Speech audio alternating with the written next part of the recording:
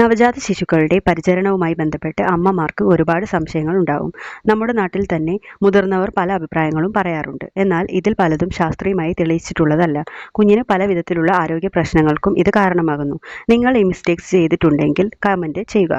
കുഞ്ഞുങ്ങളിൽ ചെയ്യാൻ പാടില്ലാത്ത 10 കാര്യങ്ങൾ എന്തൊക്കെയെന്നതാണ് ഇന്നത്തെ വീഡിയോയിൽ പറയുന്നത്. നമസ്കാരം, ഞാൻ ഡോക്ടർ ക്ഷേമ. ടൈനി ടമ്മീസ് എന്ന യൂട്യൂബ് ചാനലിലേക്ക് എല്ലാവർക്കും സ്വാഗതം. വീഡിയോ ഇഷ്ടമായ ലൈക്ക് ചെയ്യാനും ഷെയർ ചെയ്യാനും ചാനൽ സബ്സ്ക്രൈബ് ചെയ്യാനും മറക്കരുത്. കുഞ്ഞിന് വൈറ്റമിൻ ഡി കൊടുക്കുന്നതിനെ പറ്റിയാണ് ആദ്യം പറയുന്നത്. കുഞ്ഞിൻ്റെ ആദ്യത്തെ 6 മാസം അമ്മയുടെ പാൽ മാത്രമാണ് കുടിക്കുന്നത്. 6 മാസത്തിന് ശേഷം കുഞ്ഞിന് വേണ്ട ആവശ്യ പോഷകങ്ങൾ മുലപ്പാൽ തന്നെ നൽകുന്നു. എന്നാൽ ബ്രസ്റ്റ് മിൽക്കിൽ വൈറ്റമിൻ ഡി കണ്ടന്റ് കുറവാണ്. അതിനാൽ തന്നെ 1 വയസ്സ് വരെ കുഞ്ഞുങ്ങൾക്ക് 15 ml വൈറ്റമിൻ ഡി 400 IU അതായത് ഇന്റർനാഷണൽ യൂണിറ്റ് അടങ്ങിയ വൈറ്റമിൻ ഡി 0.5 ml ഡെയിലി കൊടുക്കേണ്ടതാണെന്നാണ് ഡോക്ടർമാർ പറയുന്നത്. അതിന് കാരണം ഓരോ ദിവസവും കുഞ്ഞിന് വൈറ്റമിൻ ഡിയുടെ ആവശ്യകത കൂടിക്കൂടി വരുന്നു. കാരണം കുഞ്ഞിൻ്റെ എല്ലുകളുടെയും പല്ലുകളുടെയും ബലത്തിന് വൈറ്റമിൻ ഡി അത്യാവശ്യമാണ്. അല്ലെങ്കിൽ റിക്കറ്റ്സ് പോലെയുള്ള അസുഖങ്ങളൊക്കെ വരും. ഇവ തടയാൻ വൈറ്റമിൻ ഡി സഹായിക്കുന്നു. രണ്ടാമത്തേത് പൊക്കിൾക്കൊടി പരിചരണം. കുഞ്ഞ് ഗർഭാവസ്ഥയിൽ അമ്മയുടെ പോഷകങ്ങൾ വലിച്ചെടുക്കുന്നത് അമ്പലിക്കൽ കൂട് അല്ലെങ്കിൽ പൊക്കിൾക്കൊടി വഴിയാണ്. പ്രസവശേഷം കുഞ്ഞിൻ്റെ പൊക്കിൾക്കൊടിയിൽ പൗഡർ, നെയ്യ്, എണ്ണ ഇതൊക്കെ ഇടുന്നത് പലരും ചെയ്യുന്ന ഒരു തെറ്റാണ്. എന്നാൽ നനഞ്ഞ തുണി, ഓയിൽ ഇവയൊക്കെ അവിടെ ഇൻഫെക്ഷൻ ഉണ്ടാക്കുന്നു. കഴിവതും പൊക്കിൾക്കൊടി ഈർപ്പമില്ലാതെ കോട്ടൺ തുണി കൊണ്ട് ക്ലീനായി വെക്കാനായിട്ട് ശ്രദ്ധിക്കുക. എങ്കിൽ മാത്രമേ അത് പ്രോപ്പറായി കൊഴിയുകയുള്ളൂ. ദുർഗന്ധം, പഴുപ്പ്, കളർ വ്യത്യാസം ഇവയൊക്കെ ഇൻഫെക്ഷൻ്റെ ലക്ഷണങ്ങളാണ്. ഡോക്ടർ കാണാനായിട്ട് ശ്രദ്ധിക്കുക. മൂന്നാമത്തേത് കുഞ്ഞിന് നേരത്തെ ഫുഡ് കൊടുക്കുക. അമ്മയ്ക്ക് പാലില്ല, കുഞ്ഞിന് തൂക്കം കുറവാണ് എന്നൊക്കെ കരുതി പലരും മുതിർന്നവർ തന്നെ കുഞ്ഞിന് 3-4 മാസങ്ങളിൽ തന്നെ കുറുക്ക് കൊടുക്കാനായിട്ട് നിർദ്ദേശിക്കുന്നു. ഈ പ്രായത്തിൽ കുഞ്ഞുങ്ങൾക്ക് കട്ടി ആഹാരം ദഹിക്കുകയില്ല. അലർജി ഉണ്ടാവാനുള്ള സാധ്യതയും കൂടുതലാണ്. WHO 6 മാസം വരെ ബ്രസ്റ്റ് ഫീഡിംഗ് തന്നെയാണ് സ്ട്രിക്റ്റായും റെക്കമെൻഡ് ചെയ്യുന്നത്. കുഞ്ഞിന് കണ്ണിൽ കാജൽ അപ്ലൈ ചെയ്യുന്നതാണ് അടുത്തത്. കാജൽ അല്ലെങ്കിൽ കൺമഷി ഇവയിലൊക്കെ ലെഡ് കണ്ടന്റ് കൂടുതലാണ്. ഇത് കുഞ്ഞിൻ്റെ ടിയർ ഡക്റ്റ് ബ്ലോക്ക് ചെയ്ത് ഇൻഫെക്ഷൻ വരാനും പഴുപ്പ്, കണ്ണിൽ നിന്ന് വെള്ളം ഇവയൊക്കെ എടുക്കാനും സാധ്യത കൂട്ടുന്നു. പല നാച്ചുറൽ ആയിട്ടുള്ള കാജലുകളും ഓർഗാനിക് ആണെന്ന് പറയുന്നുണ്ടെങ്കിലും ഇതിലൊന്നും ലാബ് ടെസ്റ്റഡ് ആയിട്ടുള്ള കണ്ടൻസ് ഇല്ല. അതിനാൽ ഉപയോഗിക്കാതെ ഇരിക്കുക.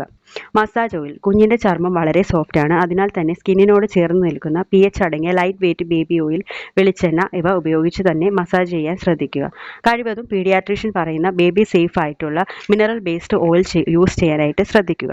ആറാമത്തേത് ബേബി മസാജ്, അതായത് കുഞ്ഞിനെ കുളിപ്പിക്കുന്നതിന് മുമ്പായി മസാജ് ചെയ്യുന്നത്. കാലുകളും കൈകളും തിരുമിയും ഉഴിഞ്ഞും നിവർത്തിയും ഒക്കെ മസാജ് ചെയ്യുന്നത് കുഞ്ഞിൻ്റെ എല്ലുകൾക്ക് ക്ഷതം വരാൻ കാരണമാകും. കഴിവതും അമ്മ തന്നെ കുഞ്ഞിനെ കുളിപ്പിക്കാനും മസാജ് ചെയ്യാനും ശ്രദ്ധിക്കുക.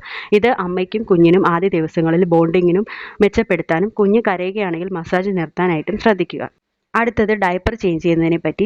കുഞ്ഞിനെ 2-3 മണിക്കൂർ ഇടവിട്ട് ഡയപ്പർ മാറ്റുക. സ്റ്റൂൾ പാസ് ചെയ്ത ശേഷം ഉടൻ തന്നെ കുഞ്ഞിനെ ക്ലീൻ ആക്കാനും പ്രൈവറ്റ് പാർട്സ് വൃത്തിയാക്കാനും ശ്രദ്ധിക്കുക. ഈർപ്പം ഒരുപാട് നേരം നിൽക്കുകയാണെങ്കിൽ സ്കിൻ റാഷസ്, ഫംഗൽ ഇൻഫെക്ഷൻസ് ഇവയൊക്കെ ഉണ്ടാവാൻ കാരണമാകും. കഴിയുമെങ്കിൽ ക്ലോത്ത് ബേസ്ഡ് അല്ലെങ്കിൽ കോട്ടൺ ബേസ്ഡ് ഡയപ്പർ ഉപയോഗിക്കാൻ ശ്രദ്ധിക്കുക. റാഷ് അല്ലെങ്കിൽ ബാരിയർ ക്രീം യൂസ് ആക്കാനും ശ്രദ്ധിക്കുക. എട്ടാമത്തേത് 1 വയസ്സിന് മുമ്പ് വെള്ളം കൊടുക്കുന്നത്. 6 മാസം വരെ ബ്രസ്റ്റ് മിൽക്ക് മാത്രം മതിയാകും. എക്സ്ട്രാ വാട്ടർ കൊടുക്കുന്നത് കട്ടി ആഹാരം കൊടുത്ത ശേഷം മാത്രമാണ്. 6 മുതൽ 9 മാസത്തിൽ ഏകദേശം 1 മുതൽ 4 ഔൺസും, 9 മുതൽ 12 മാസത്തിൽ 4 മുതൽ 8 ഔൺസും, 1 മുതൽ 2 വയസ്സ് വരെ 8 മുതൽ 30 ഔൺസ് വെള്ളവും മതിയാകും. അളവിൽ കൂടുതൽ വെള്ളം കൊടുക്കുന്നത് കുഞ്ഞിൻ്റെ വെയിറ്റ് ഗെയിനെ തടസ്സപ്പെടുത്തുന്നു. 9-ാമത്തേത് പശുവിൻ പാൽ കൊടുക്കുന്നത്. ഇതിനെപ്പറ്റി നേരത്തെ വീഡിയോ ചെയ്തിട്ടുണ്ട്. 1 വയസ്സിന് ശേഷം കൗ മിൽക്ക് കൊടുക്കാനായിട്ട് ശ്രദ്ധിക്കുക. ബാക്കി കാൽഷ്യം സോഴ്സസിനായി 6 മാസം മുതൽ തന്നെ കൊടുത്തു തുടങ്ങാവുന്നതാണ്. ബ്രസ്റ്റ് മിൽക്ക് പകരം എപ്പോഴും ഫോർമുല മിൽക്ക് തന്നെ കൊടുക്കുക. കൗ മിൽക്ക് 1 വയസ്സിന് ശേഷം മാത്രം കൊടുക്കുക. ഇതിനു മുമ്പ് കൊടുത്താൽ കുഞ്ഞിന് അലർജി, കോൺസ്റ്റിപ്പേഷൻ, അനീമിയ ഇവയൊക്കെ കൂടാനുള്ള സാധ്യത കൂട്ടുന്നു. 10-ാമത്തേത് ഗ്രൈപ്പ് വാട്ടർ, ഉരമരുന്ന് ഇവയൊക്കെ ഉപയോഗിക്കുന്നത്. ഇത് ശാസ്ത്രീയമായി തെളിയിച്ചിട്ടില്ല. കുഞ്ഞിൻ്റെ ദഹനത്തെയും ബാധിക്കും. ഇതിലുള്ള പല ഇൻഗ്രീഡിയൻസും, അതായത് ആൽക്കഹോൾ, ഷുഗർ, സോഡിയം ബൈകാർബണേറ്റ് ഒക്കെ അലർജിക്ക് കാരണമാകുന്നു. ഗ്യാസ് മാറാനായി ഉരമരുന്ന് നൽകുന്നവരുമുണ്ട്. ഇതും ശരിയല്ല. കുഞ്ഞിന് ഇതിലുള്ള കെമിക്കൽസ് തന്നെ ഒരുപാടധികം ഹാംഫുൾ ആണ്. സിമത്തിക്കോൺ ബേസ്ഡ് ആയിട്ടുള്ള സിറപ്പ് കൊടുക്കാനായിട്ട് ശ്രദ്ധിക്കുക. കുഞ്ഞിനെ കളിപ്പിക്കുന്ന സമയത്ത് എടുത്ത് പൊക്കി കുലുക്കുന്നത് ഒഴിവാക്കുക. ഇത് കുഞ്ഞിൻ്റെ ബ്രെയിൻ ഡാമേജ് ഉണ്ടാക്കുന്നു. കുഞ്ഞിനെ എടുക്കുമ്പോൾ എപ്പോഴും തലയ്ക്കും കഴുത്തിനും സപ്പോർട്ട് നൽകുക, പ്രത്യേകിച്ച് ആദ്യ 3 മാസങ്ങളിൽ. അവസാനത്തേത് കുഞ്ഞിൻ്റെ മൂക്കിലും ചെവിയൊക്കെ ക്ലീൻ ചെയ്യാൻ ബഡ്സ്, കോട്ടൺ ഇവ ഉപയോഗിക്കുന്നത്. കുഞ്ഞിൻ്റെ ഇയർ ഡ്രംസ് ഒക്കെ തീരെ സോഫ്റ്റ് ആണ്. ബഡ്സ് ഒക്കെ യൂസ് ചെയ്യുന്ന സമയത്ത് ഇത് ഡാമേജ് ഉണ്ടാക്കുന്നു. നേസൽ ഇൻഫെക്ഷൻ വരുമ്പോൾ നേസൽ ഡ്രോപ്സ്, നോർമൽ സലൈൻ ഇവയൊക്കെ ഡോക്ടർ മാത്രം ഉപയോഗിക്കുക.